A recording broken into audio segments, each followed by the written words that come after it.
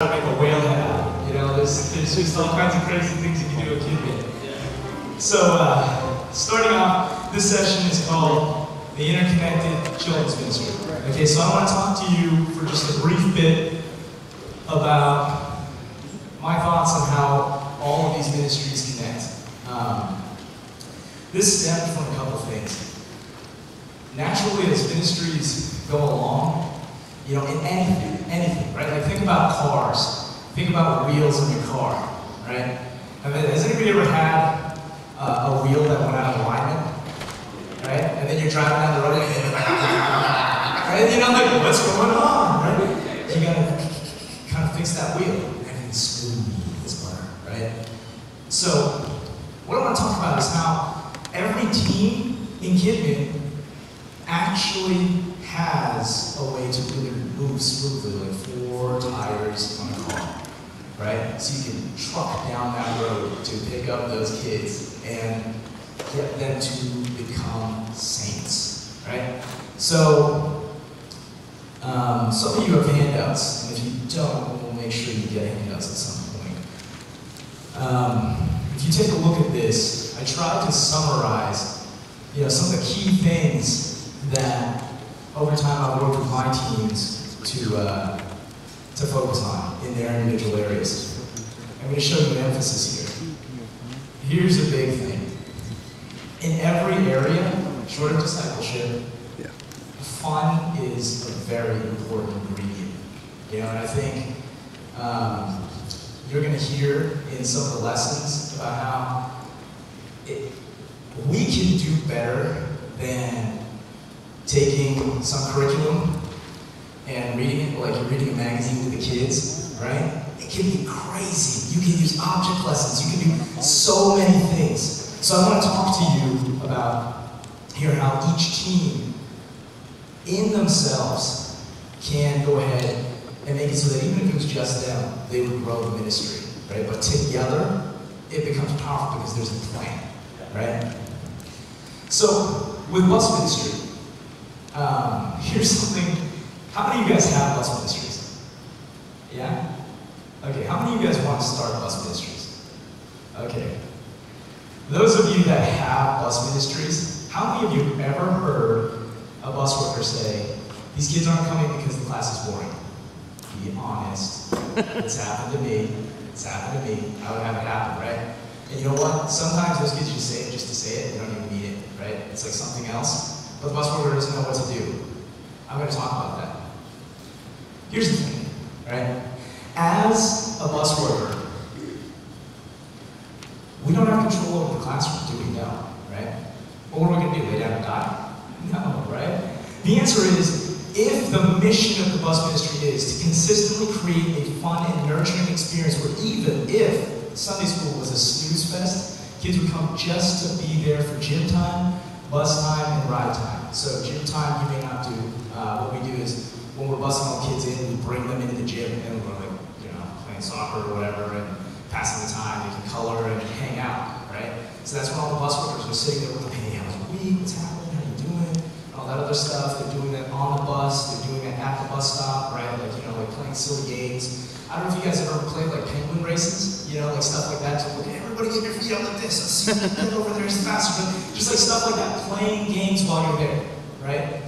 If your bus ministry has that focus, they're like, you know, that's not my business what happens in that Sunday school class, because I'm going to make it so awesome what I do, they're going to come just for me. Right? What's going to stop them? What's going to stop a ministry at that point? Right? Because think about how powerful it is when Sunday school has the same exact charter, right? Their job is to equip kids in a way that is so fun and engaging that they not only show up every week, but are so excited that they invite their family and friends. I got a cousin that should see these awesome lessons that we have. You should have seen it. They did this thing with dry ice the other week. Well, you know, they go home and they talk about it, right? We did this thing with us. So, I did this lesson once where my wife, I told her, like, man, we should do this skit with Jonah, right? Where Jonah actually gets swallowed by a whale, right? Like the story, but like actually a big fish. But Like, he actually really disappears. Like, we can do this. She's like, you're crazy. That's ridiculous. And I can do it with PVC. I know I can do it. Right? So she's like, no, you can't. You're so ridiculous. So then I was mad. So I'm sitting there, like, drawing diagrams, like, on a piece of paper in a plane and everything. We were, like, going on vacation. And so I came home. I literally built it out of PVC, right? So it's like you take a couple, like, concentric half circles, and then you connect them, and then you pull a rope over it, and then you cover it with tarp. You got a whale head, right? See, literally, you can pull the rope, and the head opened, and then the Jonah rolled into the head, and then the back was covered in trash bags, so it was all black, right? So then he jumps out the back, and then we open the head. It's like, very tasty food, right? And then, like, the kids were just like, "Wah!" Right? They just, like, blew their minds, right? And then, like, when it was time for Jonah to actually repent and come out, you know, he jumps back through the trash bag again, and then he comes out, comes rolling out, he spits out water, he's got, like, a goggles on his head and everything, and stuff like that. He's like, "Wah!" One kid in the back, like, when Jonah got swallowed, yelled, "You bad whale!" Right? It was great, right? You know, so that's the type of stuff, right? Where if every single team is like, hey, my job is to just crush it, right? Like, it's like, I'm just gonna make it so crazy that people have to talk about this, right? Every experience should be like that. But if everybody's working together and saying, you know, I'm just gonna worry about doing so good that even if it's just me, I'm gonna grow, and every team is focused like that, and we don't waste any energy on being like, oh no, it's their fault, or it's their fault. You know, like, that, we're just humans. Right. Stuff like that easily happens, right? Yeah. Especially when monotony sets in. You're like, man, you know, I've been a teacher for a while. Man, like, I have these kids, they'd be so wonderful. Sunday school teachers come up with reasons too. Oh man, it's so sad. Little John was waiting at the side of the road and nobody picked him up. You know, it's like, well, you knew about it. What did you do about it? Did you call that bus worker? Did you make it happen? That baby is everybody's baby, right? No pointing fingers. Every baby that comes in, they're all of our babies, right? So throw the excuses out. Everybody be focused on growth. Now here's the thing. You put into that picture, oh Brother Tyler, I'm just going to be talking about, and I'm very excited. I'm going to try to, I wish I could find a way to sneak into your session, man. You know, so, because he's very effective at it. Okay. Kids' church is very important, right? So, in the architecture of things, let me tell you guys about kind of like my interplay with the Sunday school. So, for me, our format is every first Sunday of the month, we have a 2 through 5-year-old kids church. We call it Sing and Pray Church because it's an easy enough phrase that kids that young like go say it, right? And be confident about it and like, yay, right? And that's exactly what they do. They learn to sing and pray. Very simple goals. All we want them to come out of that with by the age of 5, crossing into 6 is, my goal to that team was, go ahead and make sure that by the time they come to kids' church, they're comfortable with worship, and they know that there's always an opportunity to pray at the altar when it ends, right? If they can get those 2 things, you have won. And then we will take that ball, and then for the 6 to 9-year-olds, we're going to have an awesome experience. It's going to be fun, there's going to be games, there's going to be all kinds of stuff, but there will be those 2 things, and we're going to take it to the level. We're going to make sure that there is a spirit of worship enough that whoever's teaching the lesson can coast off of that, right? It's like a spiritual kind of tailwind, right? And then you just sweep them into the altar. And then you work on that with the teachers. So now how does this come together? Kids' church services. You want to create a fun and engaging atmosphere where kids naturally look forward to and ask when the next kids' service will be. It's here that they know they always can do and take action on what they've been equipped with in class, with engaging in prayer, in praying through, or staying through. Here's what I mean by that.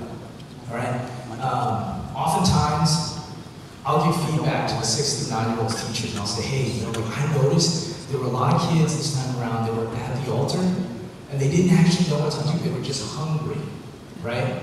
And like, they're like, okay, you know, we're going to work on it. So then one of the teachers taught a lesson about how it's like, you got to open your mouth. You got to open your mouth, right? It's like, for you to be filled, you got to open your mouth. Right? So we just have that interchange back and forth. It's a teamwork between Sunday school and kids' church, right?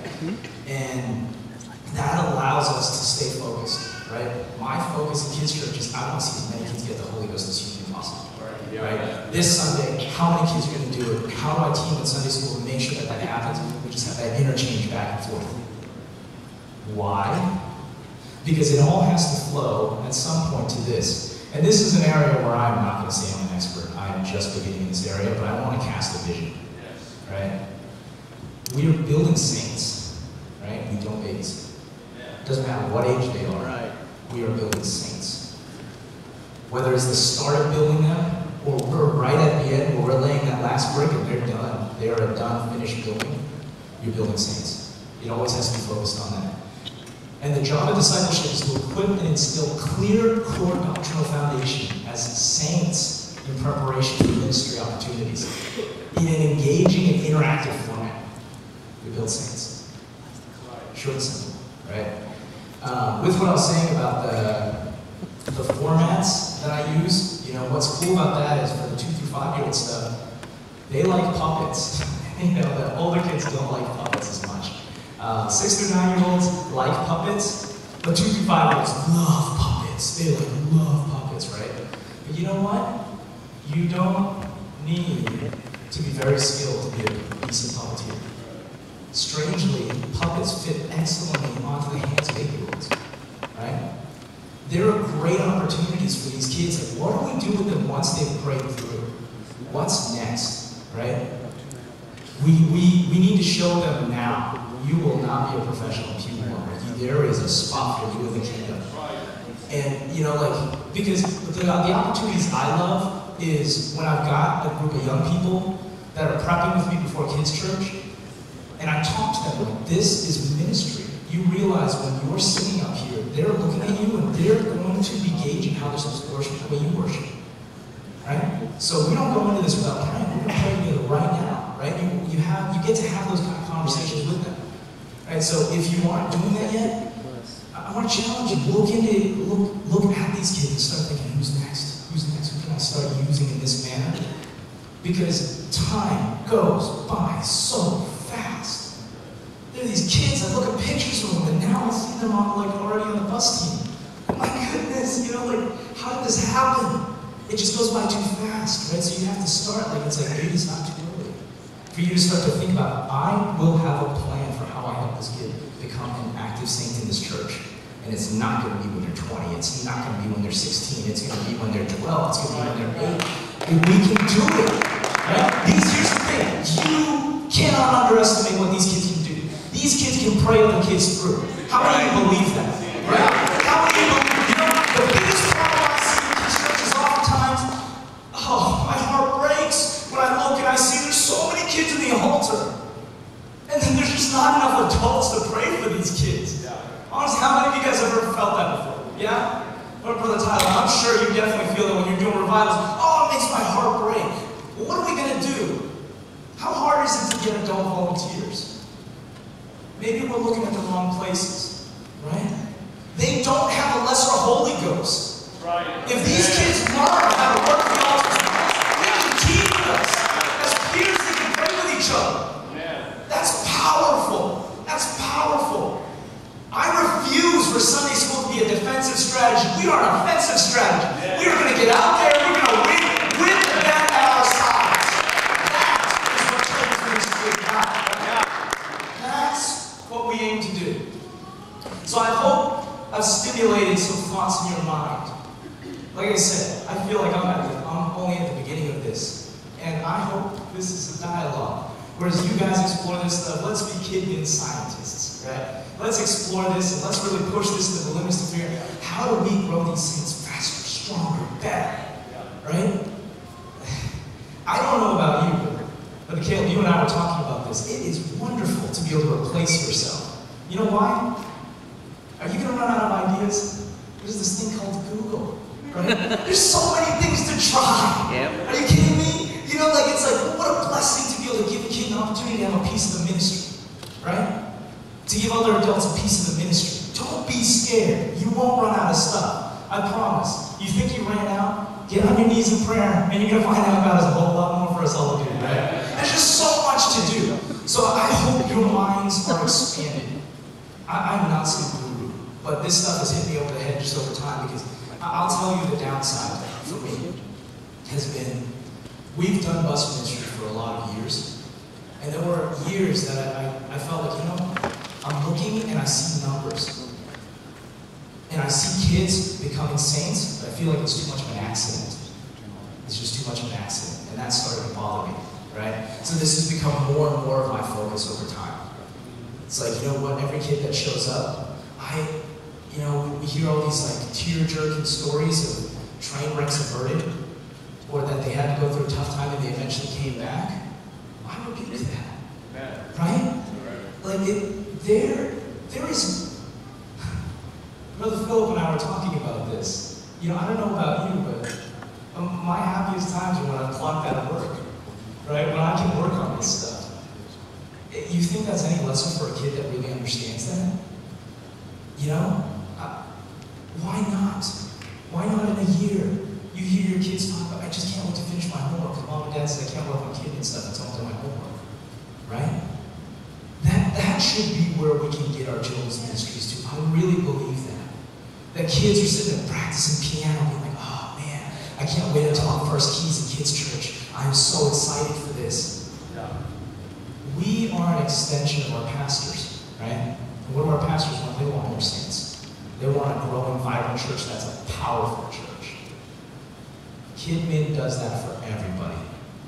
We give the alley-oop to youth ministry, so ER room is completely inverted, right?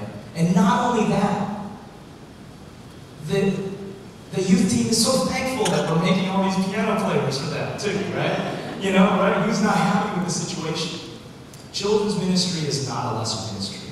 It is a powerful ministry. It is a ministry that is very honorable and very, very fruitful. It's all in your mindset. It is all in your mindset. So here's what I want to say in closing up with this. I don't want to take too much time on this. And we'll come back to a quick recap at the end, because I think you'll find that a lot of this stuff kind of flows together as we go through the rest of the day. But bringing it all together, fun is the currency that we must have if we are going to be transacting with kids, right? If we want their time and their heart, we must use the currency of fun. You'll notice another word that is there a lot is engaging, right? I call it, and I'm doing this as an adult format, and I still feel like there sometimes could be better ways. But we don't want in our classes to always be the sage on the stage, right? Children, hear my lesson, be thou learning, right? It's how can we make it more engaging? How can they get to ask questions? How can we do that type of stuff where it's a format where they're grappling with the ideas? So he got swallowed by a whale? No, it was actually a big fish. We don't know if it was a whale. Right? Stuff like that. It's like, well, so why did that? Here's the thing. If you have bus ministry, sometimes you take for granted these lessons.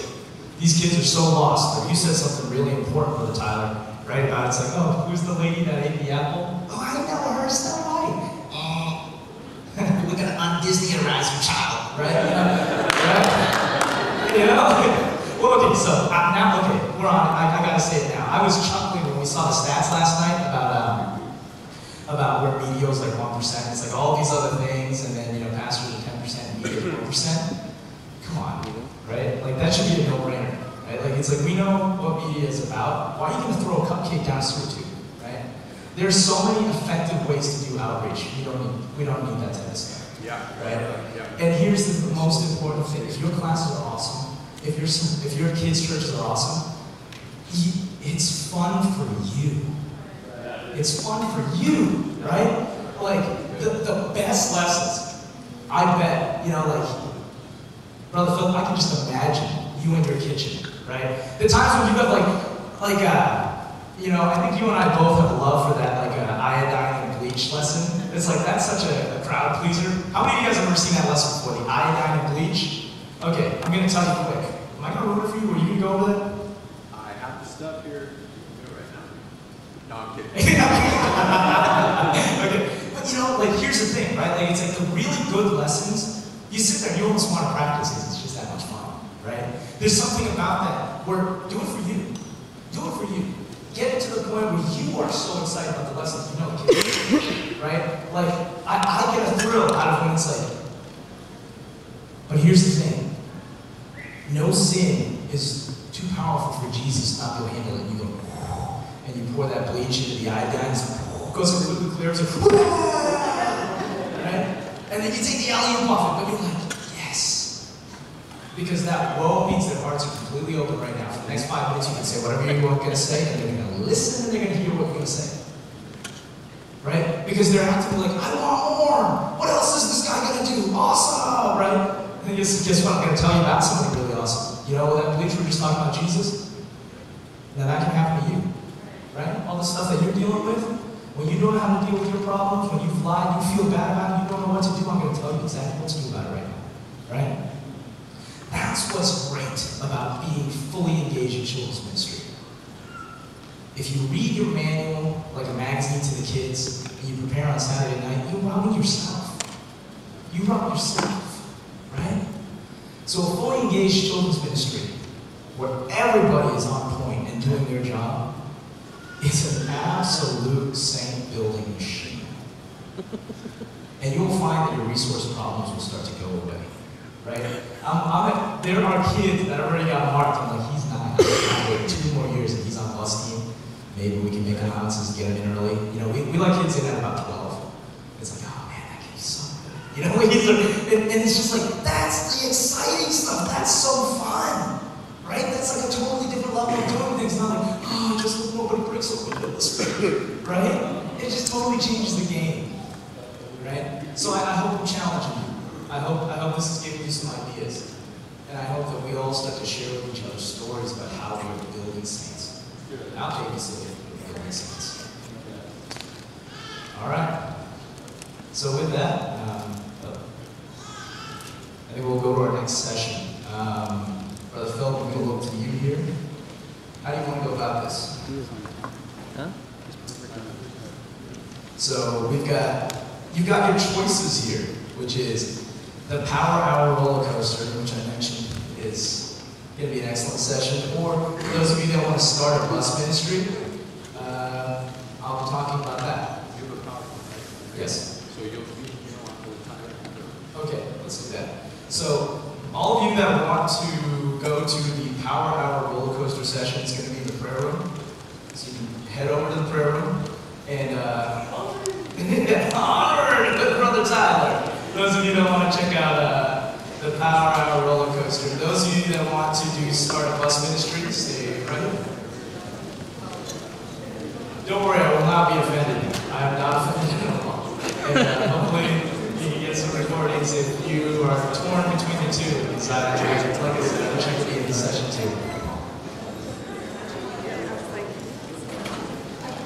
2. There is a second.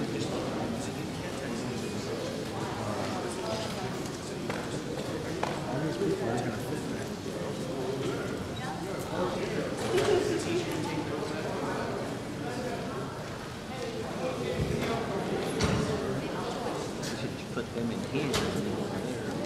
Yeah, but he needs this. You could do it on there.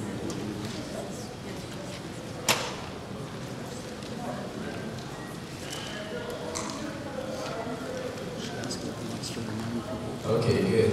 I ended pretty much right on time there. So, try to make sure we can get ourselves back on schedule. All right. So we got some people that want to start bus ministries or have just started bus ministries. How many of you guys have a bus ministry that you just started? Awesome. How many of you guys don't have bus ministries and you want to start one? Like ground zero. How many of you guys want to start one, you have a van but you just haven't started it, or you have a bus? Okay. How many of you have none of the above?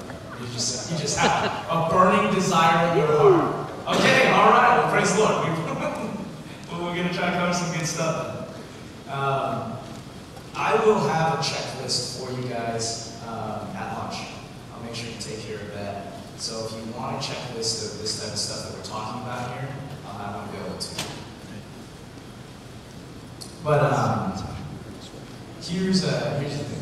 You know, before we go any further, shame on me for not doing this before, but let's do this now. Let's pray. Okay?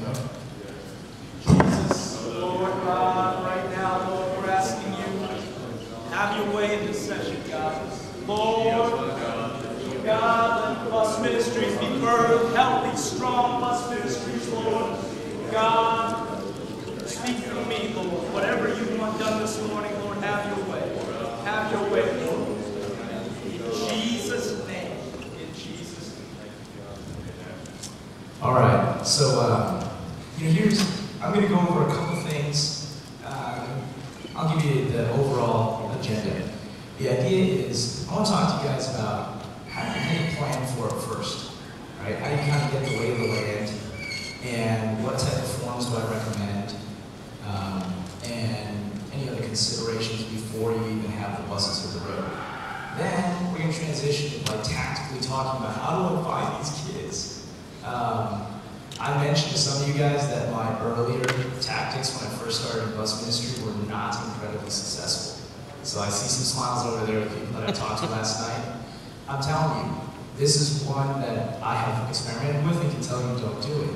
2 guys walking around with a bucket of Tootsie Rolls down the street is probably not effective outreach. Actually, it totally sketches people out, right? We were only a panel van away from being the 2 sketchiest guys in all of San Jose, I'm pretty sure, right? So, so I'm going to talk about things that have worked for us, right? And give you some ideas so you can avoid my pain, right? Those of you that are ladies, well, you're already ahead of the game, right? So we were joking around. It's like if you do outreach and there is a lady there, serious street cred. If there is a kid there, even better. If there's a kid and a lady there, super duper street cred. If there's a kid and a lady and a grandma holding a puppy, super duper quadruple street cred. You must be the most trustable people in the entire area, right? So, now I am serious about the kids and the ladies thing, right? Kids especially. Now you bring kids out, totally changes the game, right? Well, somebody trusts them with these kids, right? That's great. But let's back up. So, you feel this burden in your heart. God wants to see a bus ministry in your city. You're just feeling you're trying to suss it out, right? This is something you can't do in a vacuum. You got to do it with your pastor, and you guys got to prayerfully and carefully figure out what to do, because you're about to throw some resources at this thing, right? God, help us find the right streets. Help us stay motivated when we have people close doors on us, right? Guess what? Yes, it's going to happen, right? How do you do that? Well, I'm just going to give you my thought on this. A lot of times, I'll do 2 things. I'm talking to people that are starting bus ministries. One is look at census data, right? Because it's deceiving when you get out on the street. There'll be a lot of times when you walk the streets and you're like, there are no kids here, right? And it's like, well, maybe because the time you're going, you find no kids. Seriously, I found that before, right? Where my teams will be like, there are no kids here, right? I'm like, okay, pause. Let's pick a different time, right? We'll go on a Thursday night. There are children everywhere, by the way. I'm like, I told you, I looked at the data. They're there, right? We know these kids live here. So sometimes you gotta have a couple things to reassure yourselves when you go through tough times. Do that early, right? Tell yourself, I know these kids are here. I'm gonna find them, right? And if they are not here, okay, that still sounds terrifying. Yeah, thank you for pointing that out. Look, I can find the kid, right? Yeah, so, at least I know bucket of Tootsie Rolls swaps. Okay, so yeah, it's like a lot of it is it might be a multi-town kind of thing too, right? Like I say this is right, nobody goes to war, right, without planning. And you gotta count the cost, right? Well, what are we getting ourselves into right now? Right? It's probably not insurmountable, but it's even better if we thought it through, right? So look at some census data, look at the maps and figure it out. Figure out some of the places, drive around, start to look and see, where are some of the tough neighborhoods, right? Don't take that as a bad thing. It's like, there's so much need, and there's so many open hearts there. And it's an awesome opportunity for the gospel to be able to show fruit, right? Because here's the thing, really, what a gift you give to kids that come from rough homes when they get the Holy Ghost. True. Right? Think about this. what you are giving them is the ability to have the power to cope with anything. Right? When their doors slamming in their house, mom and dad are yelling at each other, and they're freaked out, totally out of their minds. You as a Sunday school teacher, you as a bus worker can tell them, you know what, whenever that happens to you, you get in your room, you close your eyes, you start speaking in tongues, and you just talk to God right now, right? And He is going to protect you. You will be okay. There's power in that, right? So, yeah, we'll look. Where are the densest areas? Why? Because we're lazy, right? We want to get the maximum out of our walking time. And also, you know, that we'll look for two things, right? One, where will the types of things we'll be giving out really matter, right? You know, like it's like if they get all the hot Cheetos and Cheez-Its that they want, they're probably not going to care. But if you're in a rougher neighborhood, you know, it's like you need to start somewhere. I call it a beachhead, right? Kind of like a war analogy, right? Like you've got to build a beachhead, and then we're going to go ahead and infiltrate the rest of the territory, right? But the thing is, it really is kind of like that, right? You're going to have to figure that stuff out, and how you start. Start with prayer. Look at the information to at least give yourself an idea, but then stop there. Don't get too far into it. Just get an idea. Because what I want you to get out of that is faith. Right? You look at those numbers, you're like I'm looking at these numbers here, and it's like, man, like, you know, in Redlands there's 70,000 people, and 23% of them are under the age of 18. That's a lot of people under the age of 18, right? You're like, okay, then I believe that God, you got a portion of that for us. Right. Right? If I were going to be like, no, I believe, I know they're there. Gosh, you never want to know the San Jose numbers, right?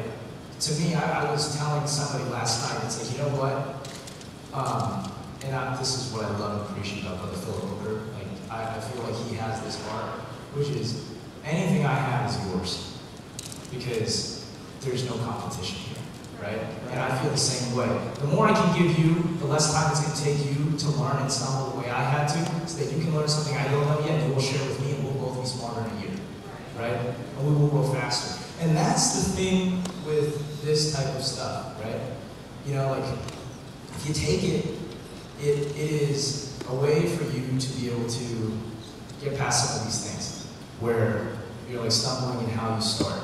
So, first, get some faith. Pray about it. Talk with your pastor. Look at a map together.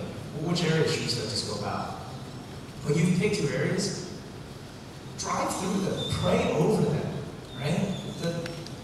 The thing that I want to really impress upon you is do not ever let bus ministry become mechanical. It is very, very spiritual, right? Because I'll tell you on the sad side of things, if you don't count the cost and you let it become mechanical, and you start to get young people involved in it, and they just look at the mechanics of it, you are kicking the devil's hornet's nest every single week. You think he's not going to be bothered about that? Right? Your team has to be the most prayed up. Your team has to really be tied so tightly with your pastor. Right? So that's the start. But where do we go from there? So now we've picked our streets. Now it's time to get some vehicles. Right? If you already got them, cool. You done. If you don't, there's some different things to consider, right? Buses are great, not as easy to come by, especially in California, but not impossible, right? Vans are becoming a little easier. I'll give you some of my experience. I feel like terrain-wise, that's another reason why you kind of want to scope stuff out, right? And when I say scope stuff out, it doesn't have to be like, we will get this exact street, right? Look at a certain area, because what you're probably going to want is to centralize around a park or something, right? And we'll get to that in a minute, right? Like, it's like, okay, I've got the vans, I've got this stuff, I've got some people, how do I literally get started and find my first couple kids, right? So, you figured out the general area. For us, we have some areas where it's like, you know, like cul-de-sac, right? You're not pulling a bus into there, right? So before we had vans, they literally walked all the way down, right? And we had to like go and people run and get them and bring them to a bus stop and things like that. You can still totally do it. There's economies of scale with the buses, but we do actually like the vans. They're quite nimble, right? So just wanted to throw some ideas at you. Paperwork. I don't know. some of you, maybe you've thought about this, maybe you haven't, right? Consent forms for sure. Get some consent forms. And joke around with the team. It's like, without consent forms, we're kidnapping these kids. Keep that in mind, right? Nobody signed to say this was cool, right? And attendance rosters. We'll talk about this in level 2, some more about like what you might want to do with the data, but just start capturing it first, and just get a set of it so you can start to figure out what to do with it, right? So if you don't have any ideas, we're going to use some ideas right now. Simple, a grid, right? Separated by street, by route, so you can have intelligent conversations with your team on kind of just how stuff is going, right? But it's accountability. These kids, like don't do it because of the numbers, we do it because these kids matter, right? And it's like you don't want them to just slip through your hands. So get that stuff in place before you start. Safety policies. That's another thing. If you're interested, I can give you examples of what we do. I'll at least get one copy out, so anybody that wants to look at it later can check it out. But little things like this, always 2x2. Always 2x2, right? Because you need to protect your workers, that there's always accountability. I'm just going to be real with you. These kids may make up stories, right? You need to protect your team, right? That's just reality, right? It gets everybody in hot water. No problem if an adult's like, no, I was there, that didn't happen, right? And I'll give you one possible exception. If you're in a van and you're driving by yourself, then if you're picking up a group of kids, then somebody else on the van can vouch for you. I'm still not crazy about that scenario. But if you're pressed for it, it is heartbreaking sometimes. You may be in a situation you have to do this where you show up somewhere, you're the only driver, and there's only one kid there. You gotta go back. You gotta go back and get an adult. It's not worth the risk, right? That's just reality. Other things, it's like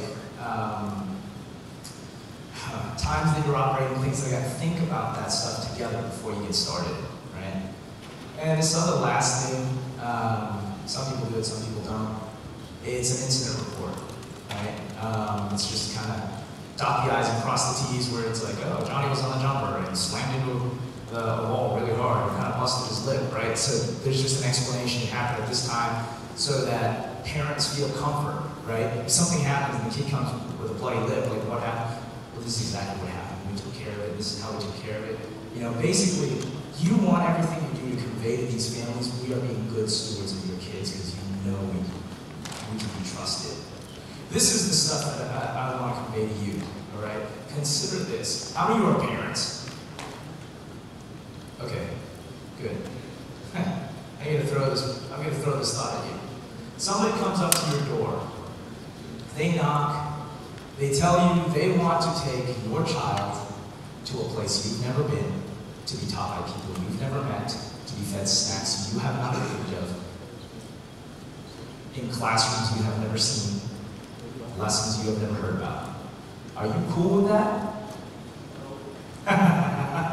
No, right? But guess what? We do it all the time.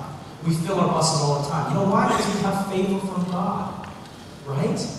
Every kid that steps into your bus is a micro miracle. It is. It's nuts. Families trust us with their kids. But we have to have that level of seriousness about what we're doing too.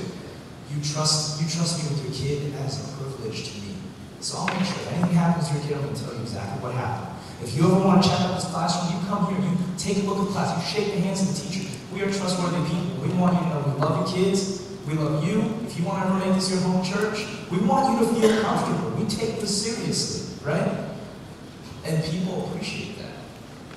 And word gets around, right? Neighbors will tell neighbors, like, hey, it's like they feed these kids, there's all this stuff. Like, you should check this out, right?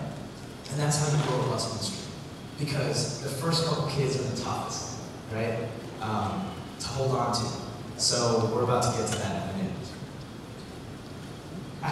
Before we go there, I want to talk about something. I'm going to tell you a very quick story here. And let me check the time I got here. Oh, I got time. So here's what happened with us. We started our bus ministry, and it grew. It grew quick. Yeah, I still remember, and trust me, here's the thing, right? Celebrate every success. I remember we bought our 28 passenger bus, some glass with lights called the Blue Bomber. It was the first bus was a 28 passenger military bus. It was smoking, it had all weird military stickers all inside of it that we had to scrape off and everything, but it was our bus and we loved it, right? We were so unsafe. We were so unsafe. It had these rails on the top, and we didn't let them do it while it was moving. We were at least smart enough to not do that, right? But kids would hang on it, and think it was a jungle gym. We're we have 5 kids, yes! We were going nuts, and it was awesome, right? Because I don't know, somehow even with the Tootsie Rolls and the sketchiness, they still let us have their kids, right? I was excited, right? It was a very exciting time. So that's the thing, right? You sit there and you start to grow it. 5 kids becomes 15 kids, becomes 25 kids. Right? If your Sunday school is not geared for the growth, you might have some stressed out Sunday school teachers. I'll give you an example. There's this lady, I'm not going to say her name, but I love her dearly, and it was so interesting watching what happened when her class exploded. It was basically all of a sudden, she had a downstairs class, and she's trying to teach on a flannel graph. She's moving Moses on a flannel graph, and she's just trying to teach, and you see the vein getting bigger and bigger, she's sitting there, and there's just a mass of humanity, all laying down, they're sprawled on beanbags and stuff like that, just everywhere, right? Some kids were almost getting ready to wrestle with each other, just on the verge, right?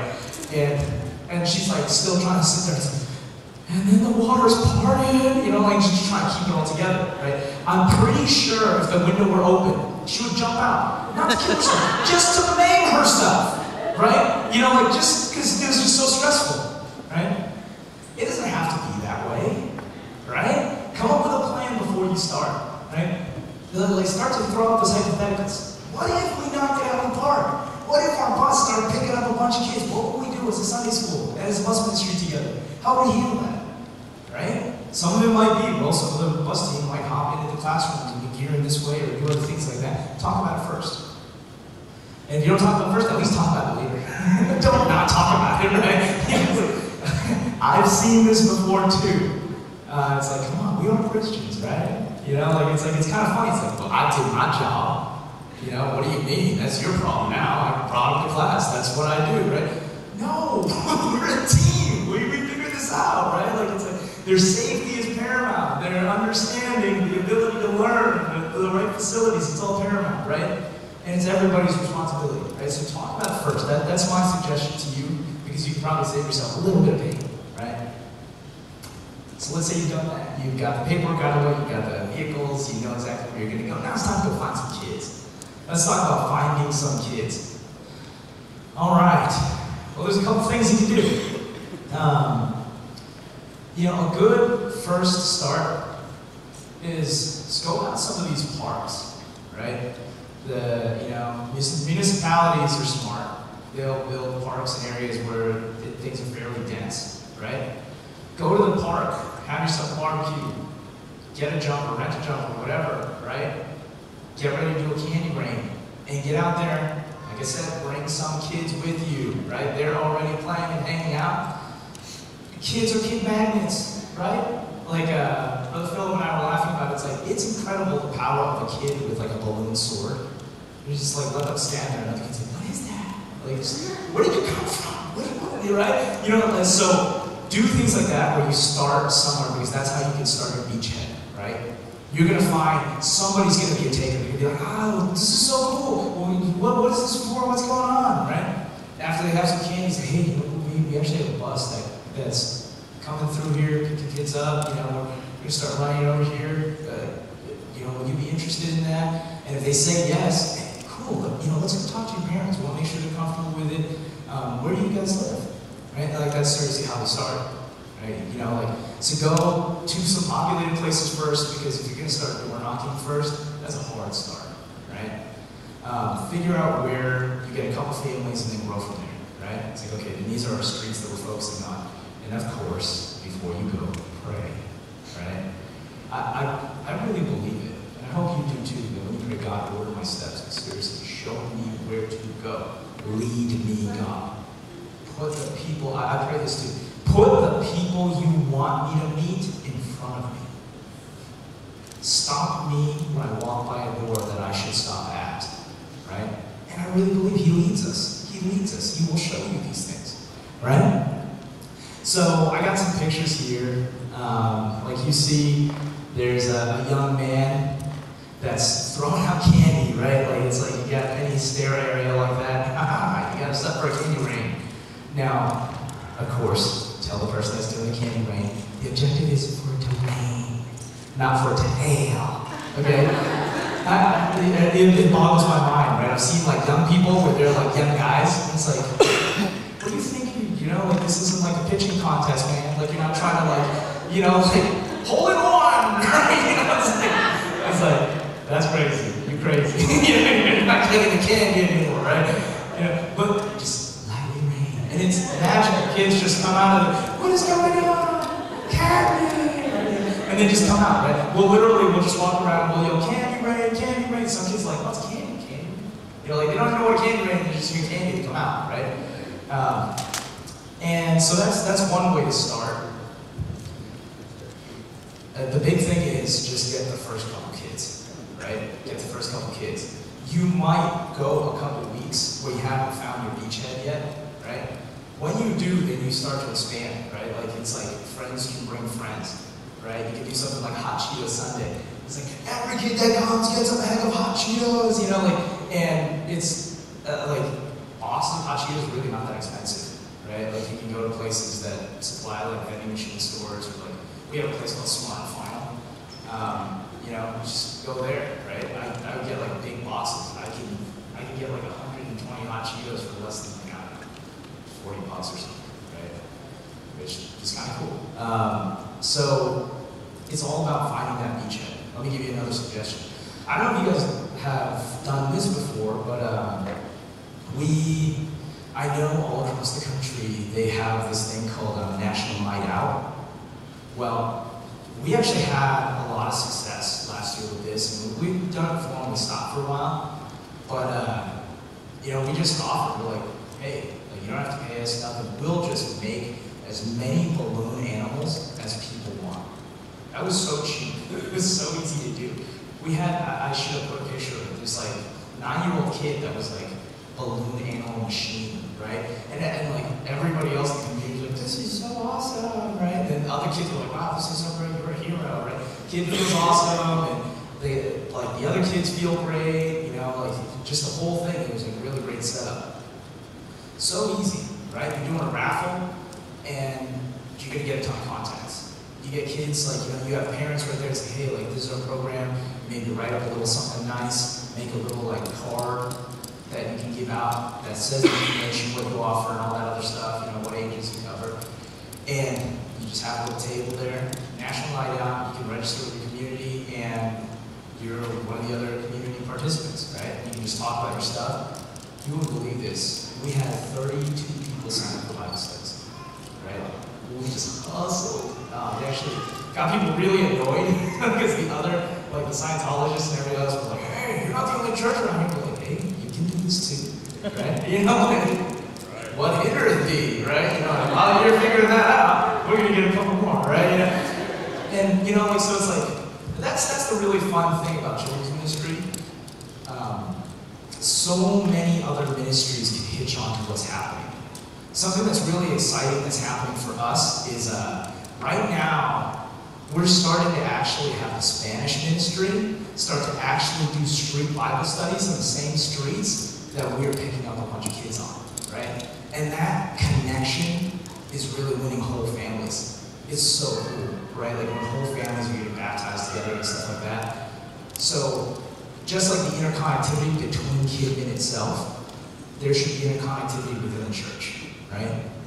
And, you know, like, let other ministries know.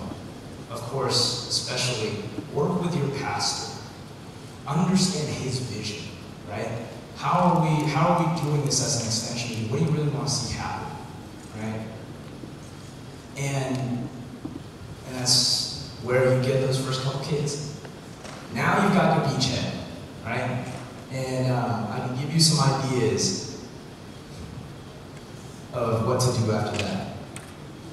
So you've got your beachhead, it's exciting, you have 5 kids, 6 kids, maybe 10 kids, and it's growing and growing. Well, you'll find really quickly, I don't know what your neighborhoods are going to be like, but I've literally hundreds upon hundreds, like just hundreds of kids have come through First Church over time.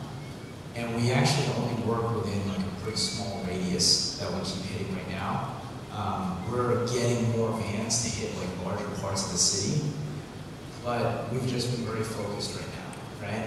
And some of these families are just so transient, you know? Like literally between Sunday to Sunday, they're just gonna vanish. It's like, how do you move that quickly, right? They're just gone. They went to Sacramento, they went to wherever, they went to, you know, Chowchilla or wherever. It's like, man, you know, and like, no goodbye, no nothing, they're just gone, right?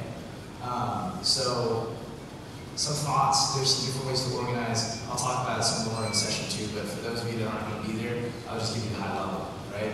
My advice to you on how you stay organized on this stuff is you might have a grouping that's like, okay, if you grow out and you just like, you have one route that is your bus ministry, right? At some point eventually, right now we have 4 routes that cover multiple streets each, right? When kids stop showing up, I put them into a grouping, logically, spreadsheet or system or whatever, that is called a ZZZ group, right? They're on snooze, they just vanished, they're taking a nap, and we don't know where they are right now, right? Then there's another grouping they moved. So it doesn't matter what route they're on. So I have route 1, ZZZ, route 2, ZZZ, right? The whole idea is you come back and keep trying to find these kids, right? But if they stop coming for whatever reason sometimes, focus on the ones that are coming. Pour tons of attention, get that really, really strong, right? You don't want to spread yourself so thin that every relationship is weak, right? You know, you want to put strength into the strong and continue to build up from there, right? When you're following up, I recommend make some we miss you cards, right? Because when you're showing up, you want them to know you spent the effort to get to their door, right? You want them to know that you really do miss them. Have something fun that reminds them of you and write a good note on the back. Hey, I'm really thinking about you, last time we talked, blah, blah, blah, this or that, or, just really hope things are going well and I see you tomorrow, right? Then the other thing there is like, big events. I recommend that do something at least once a quarter once you get started. Think about some type of, when I say big event, I guess big is very relative, right? You see a picture there. I'm actually the guy in the Cookie Monster suit, okay? I got that, I think, for like $20 from China. It's actually like a pajama or something. It was great. It was a Cookie Monster suit. We did Cookie Sunday. And we got a whole bunch of kids to show up. The church baked a bunch of cookies. We just asked people, hey, we want to do Cookie Sunday. If you want to bake cookies, let us know. And we just served tons of cookies and we had some fun with it, Things like that. Why? Why am I telling you to do that? Because you go a couple months in, there is this thing sometimes called street fatigue, right? You're like, I've knocked every door, you don't understand, right? Sometimes they knock every door, but they're going at the wrong times, right? So they knocked every door, but they never actually contacted these people, right? You need something to make it easy to invite again, right? Here's something that I find that you might have to do once in a while for yourselves, for your teams. What we offer is awesome, right? On any level. I don't know your ministry, but I can still confidently say what we offer is awesome. What's the alternative? These kids are going to sit on their couches, watch TV, hang out with no one, right? Eat cereal probably by themselves. I don't care what you offer, it's better than that, right? And then really make it even better than that. Like, it's like, your experience should be so awesome, it's like, oh, there's no brainer, somebody's going to invite somebody else, right? But really, no matter where you're starting, have the confidence that whatever you offer is better than the alternative, what they would have by themselves at home, right? You need to have that confidence, right? So the teens, though, naturally, you get to a place where you're like, no, I know this whole street, and nobody else wants to come right now, right? That's not true. That's always not true. Why? Because people oftentimes are moving in, you haven't even met them yet, right? So if you feel like it's time to kind of bust through another wall again, do another fun event. It doesn't have to be expensive, right? Like I said, like hot Cheeto Sunday, cookie Sunday, churro Sunday, something like that, something easy, right? Do some type of raffle giveaway, something fun, so that people are like, oh yeah, I do have to tell these people about this stuff, right? But continue to remind your team, you know, what we offer is awesome. Even if we're not talking about all the physical stuff, what we offer is awesome, right? Because this is something I try to remind people of, which is the fun and the giveaways are what gets them there. The love and the attention is what keeps them there, right? And that's the stuff where we have rival bus ministries that are regularly going after the same exact kids. Well, kids that go there to try it out for a big event, and then they come back and say, because we feel more loved here, right? That matters. And even more important, oh man, nothing gets me more excited than when I hear your kids say, I feel something here, right? That should be absolutely paramount to us, right?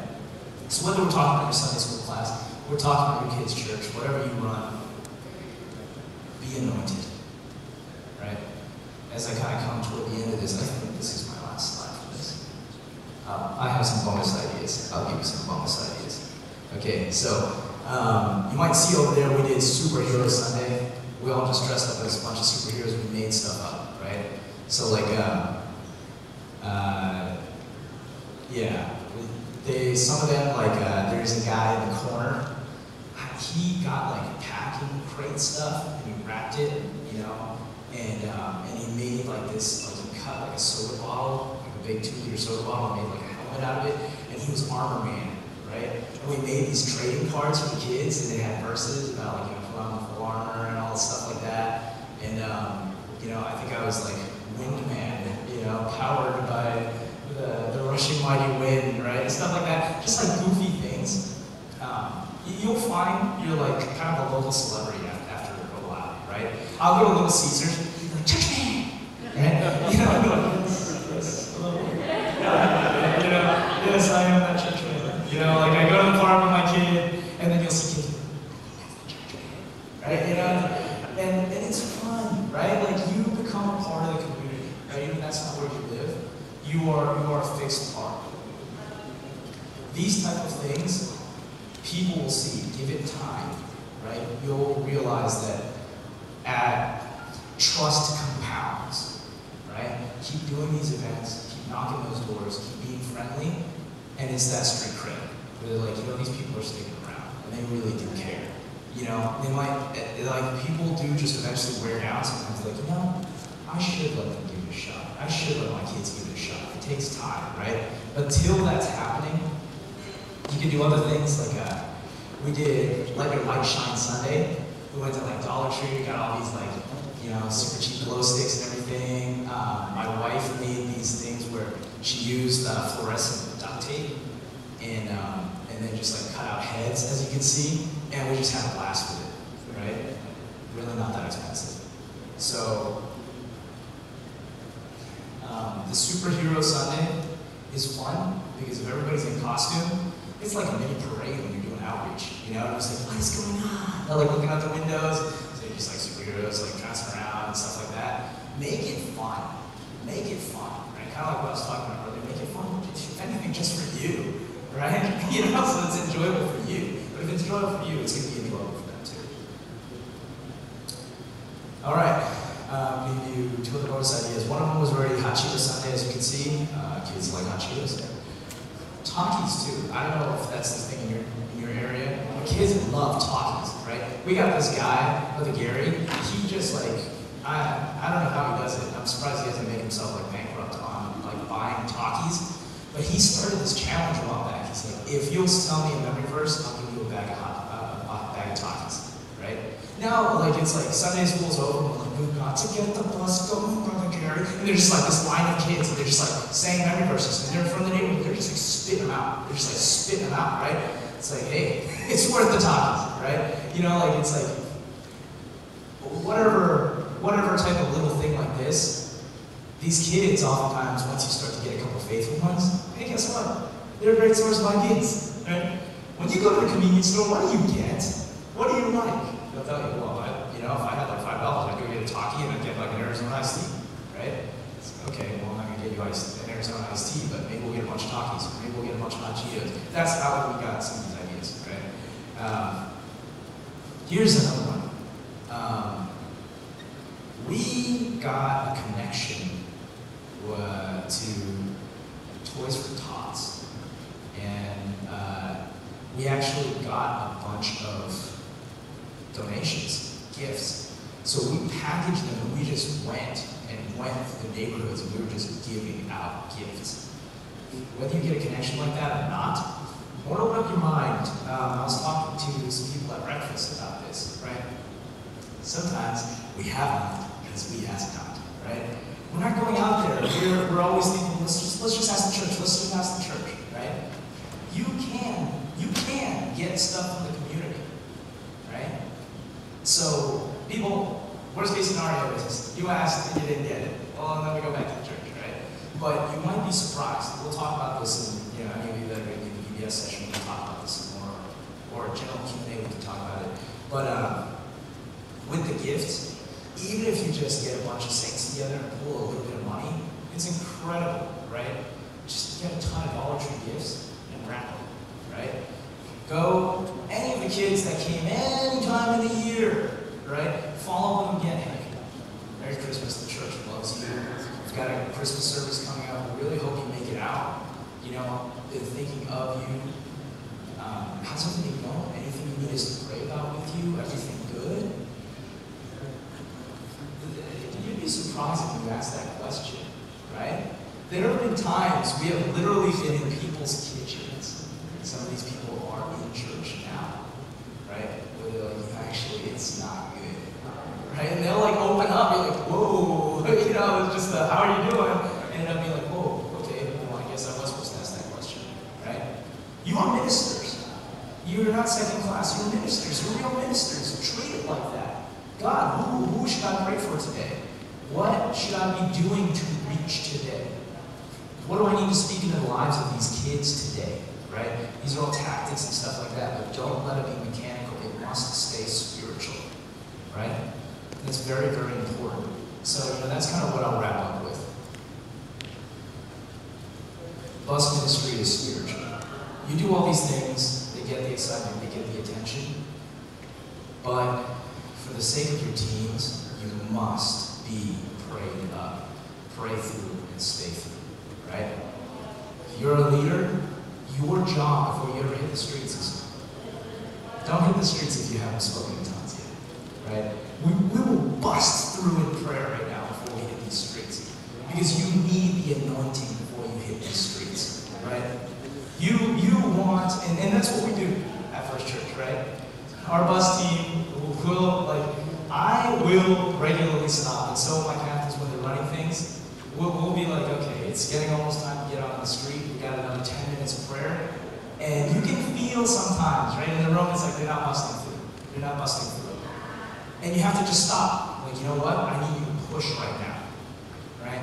So it's our jobs to always keep pushing everybody. This is spiritual, this is spiritual, this is spiritual. Don't let it be mechanical. It should be like a mini upper room, right? Like, people are really speaking in tongues. And then you get out there, and then you hit the streets. Because there is a power to being anointed as you go out on the streets, right? God is the one that's marking people in our cities. He knows. He's the one that brings the increase anyway, right? He's the one that does it. He's the one that's talking hearts. All we have to do is align with Him. Align with God, align with your pastor, and just be hooked into that vision as an extension of the church, the tip of the spear into these streets, and you will be fruitful. You will be fruitful, right? So with that, I hope this was helpful. I'm going to end here, but as we end, let's pray one more time. Jesus, Lord God, Thank you, Lord, for what you're doing, what you're starting right now, Lord. God, let these bus ministries that start be fruitful and profitable.